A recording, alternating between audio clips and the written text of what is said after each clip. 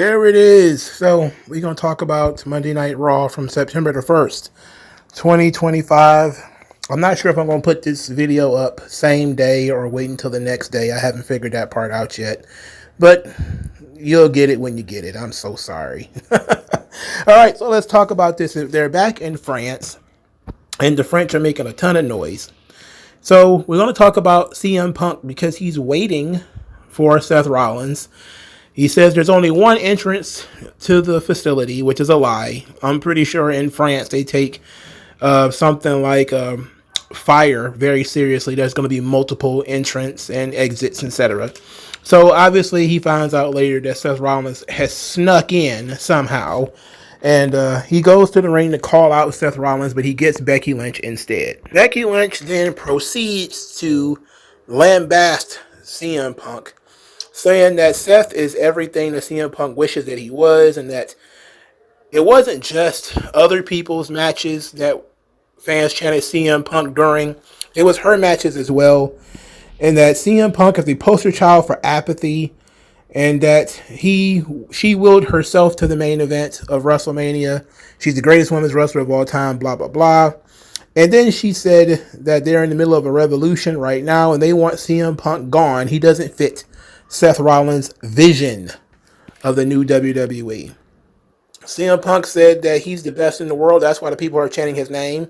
He mentioned some towns that he made recently that Becky nor Seth showed up in. He then said that Seth Rollins is hiding behind his championship, hiding behind Bronson and Braun and his wife. Then he made the very feminist statement by saying he didn't want to diminish Becky Lynch as just being somebody's wife because she was great on her own. He said that she's a great talent, but she has bad taste and she married a bum. Seth Rollins came out, said, "Say it to my face." Punk was going to come up there, but Becky Lynch got in the way. She started shoving Punk and slapping him, calling him pathetic, and daring him to do something about it. Punk then turned around and said that he's going to make Seth Rollins regret cashing in that Money in the Bank briefcase, and he's going to make Becky Lynch regret putting her hands on him. Becky Lynch says, "I already regret it because you're sweaty and greasy," while wiping her hands off on her pants, and then yelled at him and sung "Na Na Na Na" goodbye. At this point, Punk stormed to the back looking for Seth Rollins, but Seth Rollins is gone. He left his wife. Can you believe that? Adam Pearce says that, well, you know what he'll be next week because you know where he works. At this point, Punk says, well, what's SmackDown? Where's SmackDown going to be? He's told it's going to be in Chicago. And he was like, ah, yes, tremendous. And that was the end of the storyline, as we're led to believe that CM Punk is going to SmackDown. He is going to Chicago. I'm very interested in what's going on here. A lot of people are very, very excited about this AJ Lee thing. As I've already said, for those of you who, every video could be somebody's first. I'm not big thrilled about the AJ Lee storyline. I definitely think she's very overrated in terms of her input and impact on WWE during the 2010s. She was actually overpushed, given the amount of talent that she has. She was absolutely overpushed. She was made the general manager. She was the manager of two different guys. She was the general manager of Raw for a while. She was a women's champion multiple times. And she was mostly known for cutting down the Bella Twins. Like, that was pretty much what took her from nyah to nyah, was tearing down the Bella Twins, and people liked the Bella Twins. But there are no Bella Twins today. How is she going to be able to really hang? And I guess we'll find out, because it seems more and more like they're going to go the AJ Lee route, when that is sort of the best option. That if you're going to bring back AJ, this is the best vehicle for it. If they're not going to bring back AJ during this storyline, then they're not going to. It's just not going to happen. So I liked the confrontation between Becky and Punk, only because you don't get a lot of confrontations between men and women these days, for good reason. Becky was very emasculating in this situation because There's this whole thing where she can slap and push and poke at Punk. He can't do anything back. That's terrible, and that's usually why they keep these rosters separate. Is because the women can touch the men, but the men can't touch the women, which is of course humiliating. There should have been a woman there, even if that's not going to be the woman that's going to team up with Punk later. There should have been a woman there to stand up to Becky. And for any time you're going to have a story where a man is going to be in this sort of position, there should be a woman there to stop it, even if it's just somebody Becky beats up later, just to get her out of the story. But it should have been somebody there to stand up for Punk and to look after him. Otherwise, you end up with Becky being in a Stephanie McMahon situation. And one of the things that people really didn't like about Stephanie McMahon is that she really didn't get a lot of comeuppance. This was like in the 2016, 2017 era, where she would do a lot of slapping and pushing and berating of the male talent, and she would get her comeuppance that she'd get knocked off the ring apron or, speared by accident or something like that. But it was almost always an accident. I think ultimately she got her comeuppance when Ronda Rousey was brought in. And that ended up being, of course, a huge blow off to the storyline of Stephanie McMahon being an on-screen character, being very abusive to the males. So they're building that sort of situation here. I don't expect that they'll do this again, meaning have Becky emasculate Punk this way. They're going to have Punk do something about this. Okay, fine. This is a great vehicle to bring back AJ Lee if you're going to do it. If you're going to do it, now is the time. And if you're not going to do it, it's going to be really interesting who they decide to put in this spot. And if it's Bayley, people are going to groan. I can tell you that much. If it's Natalya, people are going to puke up the wall. All right. So at least I will. I'll speak for myself. I'm going to puke up the wall if it's Natalya. So even though I'm not a huge fan of AJ Lee, I don't really care about her. It's the storyline that you should bring her back in. Husband and wife versus husband and wife. It's a perfect setup. And I don't think she needs to do more than that. Maybe as a one-off appearance, it could be fine. I know when I did the pay-per-view review, I was thinking that she's going to come back on a more full-time basis. But if she comes back for a one-time deal, that could be fine too. And I think people will be happy with that. Because for some reason she has a whole ton of fans that want this. And I don't really care about that, but whatever.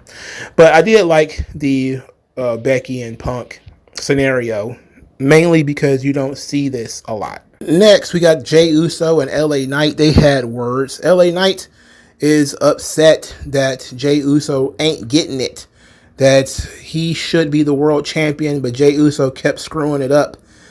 So he's mad at Jey. And then, of course, Bronson Reed and Braun Breaker come out there. They're the dogs off the leash because there's no Paul Heyman. Of course, they agreed to have a tag team match, and that was the main event. And the Bronze won. They beat Jey Uso. At this point, after they beat Jey Uso, they beat him up, of course. And then Jimmy Uso showed up after the spear, after the tsunami. Jimmy Uso showed up with a steel chair to chase off Braun and Bronson. So they're leading Braun and Bronson versus the Usos. They're going to put the Usos back together. Man, that's a way of getting Jimmy interesting, huh? Just going to throw the Usos back together. Look, I'm going to complain for a second. I know I complain all the time, but why are they now starting to do this thing where the baby faces come out too late? Why are they coming out so late? I mean, clearly we were about to see this guy get tsunamied. Why wasn't Jimmy Johnny on the spot, get out there? If he's in the building, why does it take so long for these people to get out there and help folks? With friends like these, what do you need enemies for? These people are entirely too late. I do feel like we're hamsters on a wheel when it comes to this vision thing. They seemingly just beat people up, and then they stand tall every week. And it's usually either Jey Uso or CM Punk or LA Knight or Roman Reigns or somebody that's beat up and screwed over. And I'm not saying that they should lose matches. I'm not saying that. I'm just saying that it's a little weird that it's like a rerun every week. I will say the crowd was very much into everything Jey Uso and everything LA Knight. And they're doing a decent job with Braun Breaker and Bronson Reed and getting them over. And they let Braun do the talking earlier in the night. And the only thing Bronson Reed said of note was that Jey Uso is all yeet, no skeet, which is insane. It's an insane thing to say. You know, that's an insane thing to say. That's a big old pause. Anyway, Asuka, she forgives Io and said that she's going to take care of Judgment Day for Io. And no, they don't need help. So the Kabuki Warriors defeated Judgment Day, which would be Roxanne Perez and Raquel Rodriguez. This feels like the 5th time they've wrestled. I know they wrestled quite a bit lately, especially when Raquel and Roxanne were the tag team champions. It just feels like this has been going on literally forever. There was some miscommunication in the match where Asuka missed a spin kick by a country mile. It was ridiculous. Other miscommunications as well. Anyway, Roxanne Perez was very upset later in the show, complaining about how she should be in the world title match because she defeated Io Sky. It turns out that Io Sky versus Stephanie Vaquer is going to be the championship match at WrestlePalooza. So no battle royal, no tournament. They just decided Stephanie Vaquer is the number 1 contender, and Io Sky was going to wrestle Naomi the day of the title match. So we're just going to put these two together. It took you 3 weeks to figure that part out. It really took you 3 weeks to say, well, she was the number 1 contender, and, well, she was also the number 1 contender, so maybe we just let these two wrestle each other. It took you 3 weeks to figure that out. And then you set the match for 3 weeks from today. So now we have to go without a women's champion for almost 2 months. What is happening here, man? This is, look, I get it. They're trying to load up this ESPN show. But Stephanie Vaquer versus Io Sky is not a first-time only match. This is like literally the 3rd time they've had this match. They threw this match together earlier this year with no promotion. They just threw them out there on a random episode of Monday Night Raw. And now you're telling people to wait 6 weeks to have that match? The booking style of Triple H doesn't make any sense. It really doesn't. He's not trying to fill these gaps quickly. Adam Pearce, unless his brain is made out of mashed potatoes, anybody could have come up with this match almost overnight. You could have come up with this match literally overnight. But it's Triple H. You know, it's a ridiculous idea to make people wait so long for a match that you've already done. You've already done this match. Just do it again. Like, so what? I mean, whatever. I guess he had to come up with a whole new storyline for whatever happens when the person wins the title, but it's probably going to be Io anyway. In any event, Roxanne Perez was upset about this. She wanted a women's championship match. Lyra Valkyria showed up out of nowhere. Her and Raquel and Roxanne argued because Lyra is interested in Bayley. I don't know why she's interested in Bayley, but she is. They're going to end up having a match next week. It's either going to be Lyra versus Roxanne or Lyra versus Raquel. We're not sure yet. And Adam Pearce says that Bayley will be back soon, as if we really give a shit, if we're being honest. Finn Balor defeated Dragon Lee. The match was actually too long, even though it was pretty decent. Obviously, there was some outside interference by Judgment Day, basically JD McDonough, who cost Dragon Lee the match. Dragon Lee could be doing so much more instead of doing jobs to guys who are cold as ice like Finn Balor. Look, I get it. The French crowd like Finn Balor, but as soon as they come over to the United States, he's going to go back to getting no reaction whatsoever. This was a setup for the Intercontinental Championship match, as Finn Balor and JD McDonough was banned from ringside after they cheated Dragon Lee. They were banned from being in Dominic Mysterio's corner for the Intercontinental Championship match against AJ Styles. So later in the show, I should say, AJ Styles comes out to an absolute monstrous reaction. A reaction that is reminiscent of Stone Cold Steve Austin or Hulk Hogan in their prime. The people cheered and sang the phenomenal song for 6 straight minutes. They went to commercial and came back, and the people were still chanting and clapping and making the building shake. This was fantastic. All right. Very well deserved in terms of fan reaction for AJ Styles. But unfortunately, WWE had other ideas when it comes to the Intercontinental Championship. Dominic Mysterio attacked AJ Styles during his ring introduction, which was the only way you can get these people to stop cheering, if we're being honest. They had a match that was pretty solid. It wasn't, the best match that they could have possibly had, but it was still pretty good. El Grande Americano headbutted AJ Styles with the loaded mask, leading to the frog splash, and Dominic Mysterio beat AJ Styles in France, killed the goddamn crowd. Killed them dead. A lot of people are like, look, the lost art of doing the right thing and putting the belt on AJ Styles.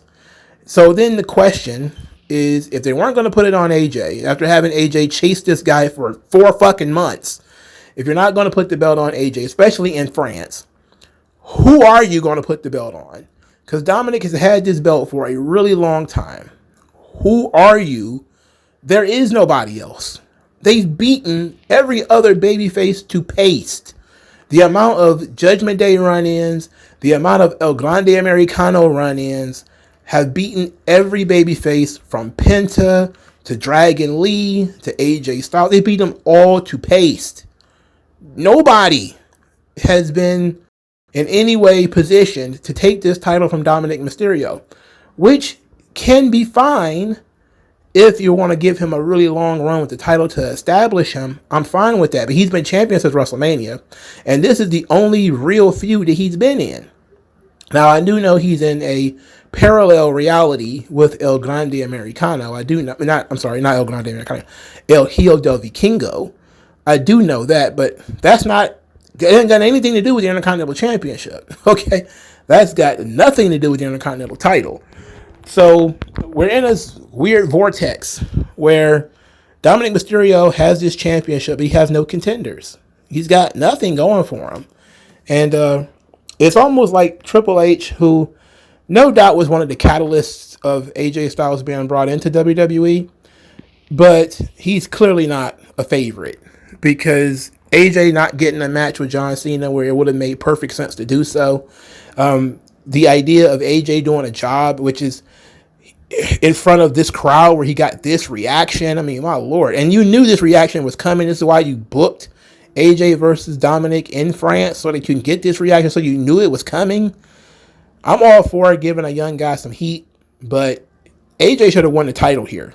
I mean, it's really kind of foolish to not do that, especially when there's nothing else on the horizon. If you were building up somebody else to take this belt from Dominic, I would say, well, AJ's an older guy. It still probably would have been the right thing to do. But if you're going to put the belt on, I don't know, Ilya Dragunov, who I heard he was coming back, you could still do that. You could just have AJ Styles drop the belt to him, But they think Dominic Mysterio doing backstage segments with Judgment Day is good for the Intercontinental Championship. And somehow, again, we got no further motion on the Judgment Day breakup, which has been going on for 2 years. The backbiting, the back arguments, nothing. This is ridiculous. I don't know what more to say on the subject of Judgment Day. I'm sick of it. I want Dominic Mysterio to get away from them, but he can't. He's stuck in that vortex. Now, El Grande Americano, this is a character that has no focus. This is a character that has, in reality, not much of a future. Unless he's going to be used a lot in Mexico where he's super over, I really don't see what his purpose is on American television. The character was created so that Chad Gable could feud with luchadors. And if he was getting involved in matches that involve luchadors, that would make sense. But AJ Styles is not a luchador. I really don't want to see El Grande Americano versus AJ Styles. I mean, that's pointless. It's ridiculous. The character, it lost a whole lot of luster since Worlds Collide, Triple Mania, where he decided not to put the belt on him.